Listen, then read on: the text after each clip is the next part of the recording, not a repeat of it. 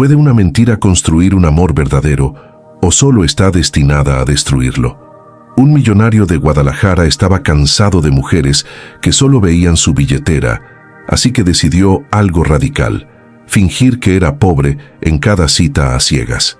Pero cuando conoció a una madre soltera que rechazó trabajos extras para no abandonar a su hija, él supo que había encontrado algo real.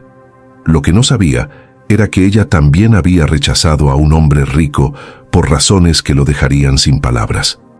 Cuando ambas verdades salieron a la luz, tuvieron que decidir si su amor podía sobrevivir al peso de los secretos. Quédate hasta el final para descubrir si la honestidad llegó demasiado tarde.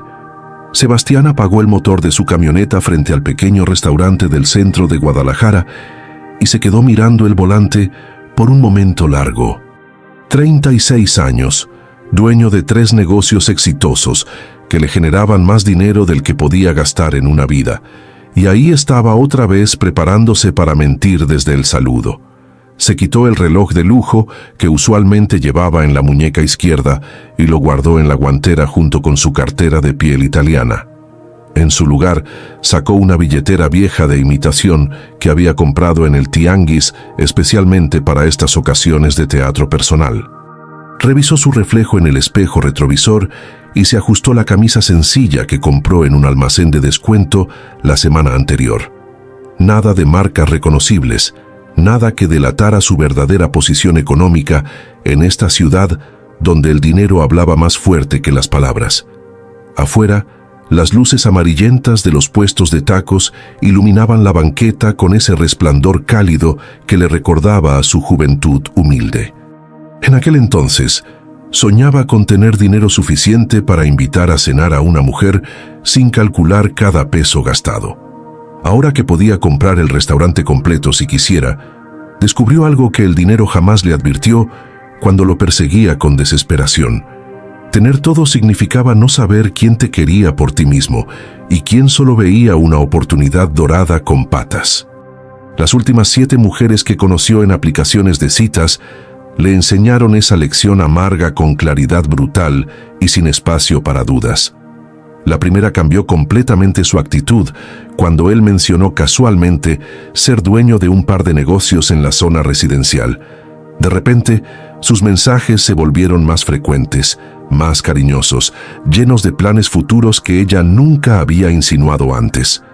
La tercera le pidió prestado dinero para una emergencia familiar en la segunda cita y desapareció cuando él sugirió acompañarla al hospital. La quinta llegó con una amiga sin avisar y ordenó los platillos más caros del menú como si estuviera en una competencia. La séptima fue la peor de todas, la que finalmente rompió algo dentro de él y lo empujó a tomar la decisión radical. Después de 3 meses saliendo, ella le confesó entre risas que solo estaba con él por su dinero y que jamás se habría fijado en él si fuera un hombre común.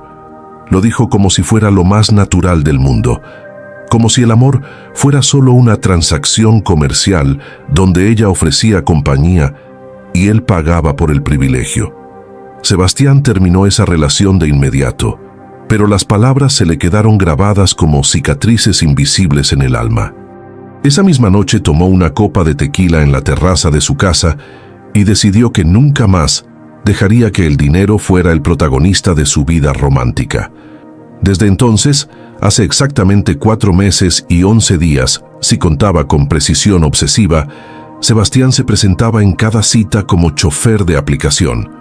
Inventó una vida completa de clase trabajadora que memorizó hasta el último detalle para no contradecirse nunca en las conversaciones.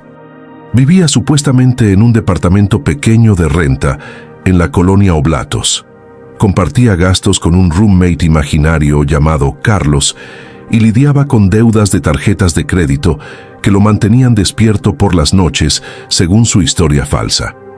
Conocía nombres de calles, problemas de tráfico, quejas sobre pasajeros groseros y propinas miserables que un chofer real enfrentaría cada día. Practicaba frente al espejo el tono cansado de quien trabaja 12 horas diarias solo para sobrevivir mes a mes sin ahorros. Sus amigos cercanos pensaban que había perdido la cabeza con este experimento social que rayaba en lo ridículo e innecesario. Le decían que eventualmente encontraría a alguien bueno sin necesidad de mentir, que no todas las mujeres eran iguales a las que conoció antes. Pero Sebastián ya no confiaba en su propio juicio para distinguir intenciones genuinas de actuaciones perfectas diseñadas para engañarlo. Necesitaba la prueba definitiva, ver cómo una mujer lo trataba cuando pensaba que no había nada material que ganar de la relación. Solo entonces, cuando estuviera seguro de haber encontrado algo real, revelaría la verdad completa y enfrentaría las consecuencias de su engaño calculado. Aquella noche de jueves marcaba su 10ª cita bajo la identidad falsa, y Sebastián ya había bajado sus expectativas hasta el sótano. Tomó su teléfono del tablero y revisó una vez más el perfil de Marcela mientras caminaba hacia la entrada del pequeño restaurante familiar. 29 años según su descripción, estilista en un salón del centro, madre soltera de una niña de 6 años llamada María. Las fotos mostraban a una mujer de sonrisa cansada pero genuina, sin esos filtros exagerados que transformaban rostros hasta volverlos irreconocibles en persona. No había listas de requisitos en su perfil, no exigía cierta altura o nivel económico o tipo de carro o profesión específica. Solo decía con honestidad simple que buscaba a alguien comprensivo y honesto porque su prioridad absoluta era su hija. Esa última palabra le provocó una punzada de culpa en el centro del pecho, considerando que estaba a punto de mentirle desde el primer segundo. Pero se recordó firmemente que esto era necesario, que la mentira temporal protegería algo más valioso que la verdad inmediata.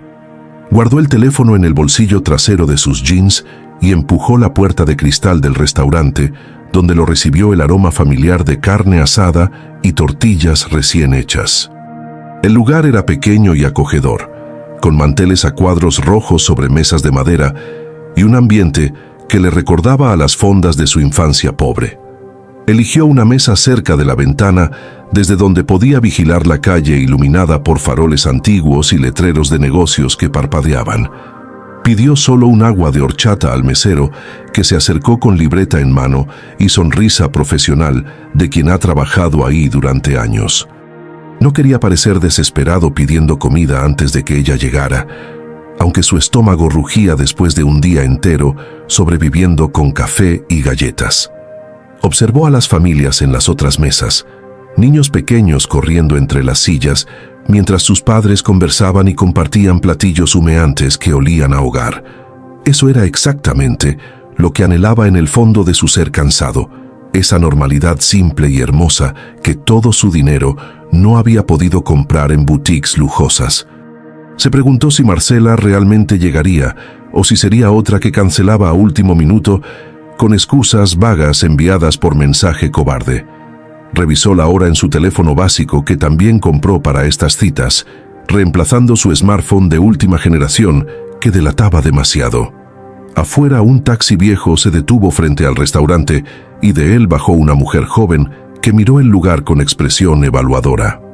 Llevaba jeans sencillos y una blusa discreta sin marcas visibles, el cabello oscuro recogido en una coleta práctica de quien no tiene tiempo para peinados elaborados. Cargaba una bolsa que claramente había visto mejores días y revisaba su teléfono con el ceño fruncido antes de caminar hacia la entrada. Sebastián supo de inmediato que era Marcela, no por reconocer su rostro de las fotos, sino por esa manera particular de moverse que tienen las mujeres acostumbradas a hacer todo rápido y eficiente, porque el tiempo nunca alcanza. Respiró hondo y enderezó su postura, preparándose para actuar una vez más en su obra de engaño, sin imaginar que esta mujer estaba a punto de romper todas sus reglas y cambiar su vida para siempre. Marcela entró al restaurante con pasos rápidos y mirada alerta, que evaluaba todo en segundos precisos, como quien tiene cronómetro interno siempre corriendo. Sebastián se puso de pie y levantó la mano derecha para que lo identificara entre las pocas mesas ocupadas del lugar tranquilo. Ella caminó hacia él con una sonrisa educada pero cansada, de esas que se dibujan en el rostro por cortesía más que por emoción genuina. Se saludaron con un apretón de manos breve, que duró apenas 2 segundos incómodos.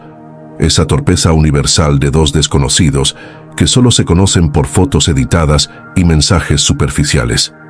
Marcela se sentó frente a él y acomodó su bolsa gastada en el respaldo de la silla con movimientos eficientes y automáticos de años. Sebastián notó sus manos pequeñas pero fuertes, con callos visibles en las palmas que contaban historias de trabajo duro sin palabras necesarias. No llevaba anillos ni pulseras, ni accesorios llamativos de ningún tipo. Solo un reloj de plástico sencillo que probablemente costó 50 pesos en algún mercado. Su rostro mostraba señales claras de cansancio alrededor de los ojos cafés. Pequeñas líneas que hablaban de noches cortas y días largos. Pero su sonrisa se volvió más genuina cuando finalmente lo miró directamente a los ojos y agradeció con voz suave que hubiera elegido un lugar cercano a su casa. Había algo honesto en su manera de hablar, sin esos filtros sociales que la mayoría usa para impresionar en primeras citas formales. Antes de que Sebastián pudiera responder o preguntar qué quería ordenar, Marcela sacó su teléfono del bolsillo y revisó la hora con gesto automático. Explicó con honestidad desarmante y sin vergüenza alguna que solo podía quedarse hora y media como máximo porque su hija María estaba con la vecina. Dijo que la señora Lupita era muy amable cuidándola ocasionalmente, pero no le gustaba abusar de su bondad ni llegar demasiado tarde a recogerla. Sebastián asintió y respondió que lo entendía perfectamente, aunque por dentro sintió curiosidad creciente sobre aquella niña que claramente era el centro del universo materno. Marcela pareció relajarse un poco ante su respuesta comprensiva y dejó el teléfono sobre la mesa donde pudiera ver cualquier llamada urgente. Tomó el menú que el mesero acababa de colocar frente a ella y comenzó a leerlo con atención concentrada que iba más allá del hambre.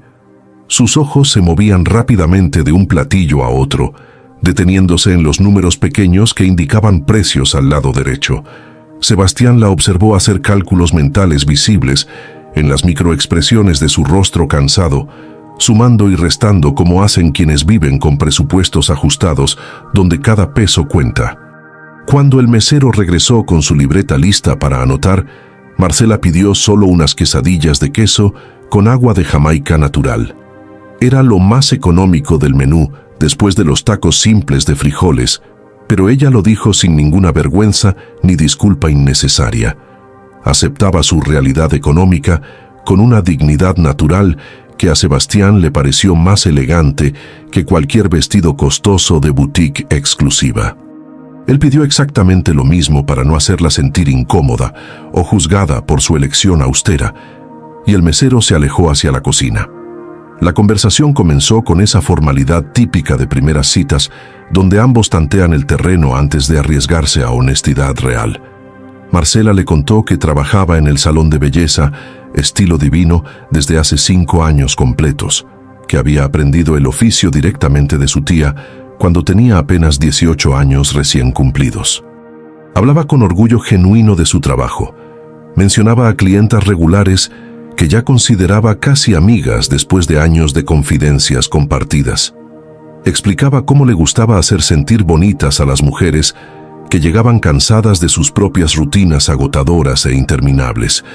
Su voz se animaba al describir transformaciones de peinados, tintes perfectos, el agradecimiento sincero en los ojos de sus clientas satisfechas.